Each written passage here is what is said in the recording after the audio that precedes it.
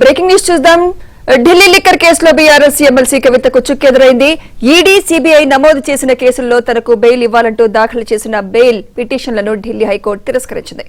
Bail ఇవ్వడం కుదరదంటూ ధర్మాసనం తిరస్కరించింది. 2 బెయిల్ పిటిషన్లను తిరస్కరించడంతో కవిత తీహార్ జైల్లో ఉండనున్నారు. గతంలో రౌజ్ అవెన్యూ కోర్టు బెయిల్ ఇచ్చేందుకు నిరాకరించడంతో కవిత మరోసారి ఢిల్లీ హైకోర్టును ఆశ్రయించారు. కవితకు హైకోర్టు బెయిల్ నిరాకరించడంతో షాక్ తిన్నట్లయింది.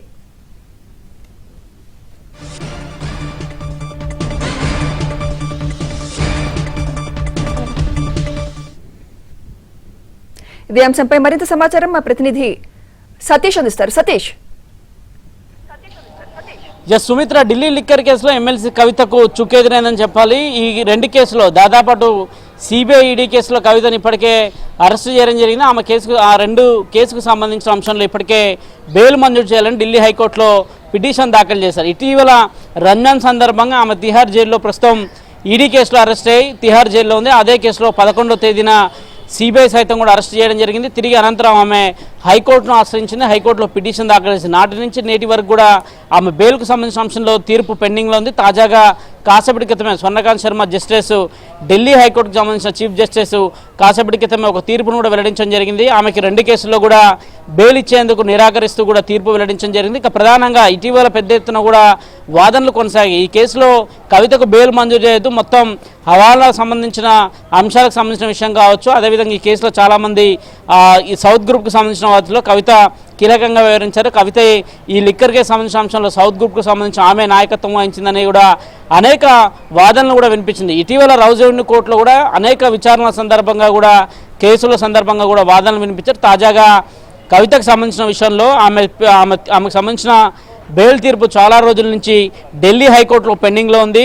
కాసేపటి క్రితమే ఆమె కేసు సందర్భంగా జస్టిస్ స్వర్ణకాంత్ శర్మ కాసేపటి క్రితమే తీర్పు వెల్లడించింది. 2 కేసులు, అటు సిబిఐ, ఈడీ కేసులో 2 కేసుల్లో కూడా కవితకు చుక్కెదురైంది. 2 కేసుల్లో కూడా ఆమెకు బెయిల్ అయితే లభించలేదు. ఇక కవిత ముందున్న ఒకటే ప్రత్యామ్నాయం, మరోసారి ఆమె సుప్రీంకోర్టును ఆశ్రయించే అవకాశాలు కూడా చాలా స్పష్టంగా కనిపిస్తున్నాయి. ఒకవేళ సుప్రీంకోర్టుకు వెళ్తే కాక హైకోర్టు తీర్పును సవాల్ చేస్తూ నేరుగా సుప్రీంకోర్టుకు వెళ్లాల్సింది. అయితే సుప్రీంకోర్టుకు ఎప్పుడు వెళ్తారు, సుప్రీంకోర్టులో ఎప్పుడు పిటిషన్ దాఖలు చేస్తారనేది కూడా ఇంకా స్పష్టత రావాల్సిందే. అయితే హైకోర్టుకు సంబంధించిన కేసు విషయంలో దాదాపు ఒక నెల రోజుల నుంచి కూడా హైకోర్టుకు సంబంధించి హైకోర్టులో వాదనలు ముగిసాయి. హైకోర్టులో తీర్పు పెండింగ్ ఉంది. తాజాగా హైకోర్టులో ఒక కేసులో అయినా బెయిల్ వస్తుందని అనుకున్న సందర్భంలో 2 కేసుల్లో కూడా ఆమెకు నిరాశ ఎదురైంది. ట్రయల్ కోర్టులో కూడా ఇప్పటికే ఆమెకు అక్కడ చుక్కెదురైతే మరోవైపు హైకోర్టులో కూడా అదే పరిస్థితి నెలకొంది. ఇక సుప్రీంకోర్టులో ఆమె ఎప్పుడు పిటిషన్ దాఖలు చేస్తారని చూడాల్సి ఉంటుంది. అయితే ఢిల్లీ లిక్కర్ కేసులో మొదటి నుంచి కూడా ఈడీ కావచ్చు, సిబిఐ కావచ్చు పదే వాదనలు వినిపిస్తుంది.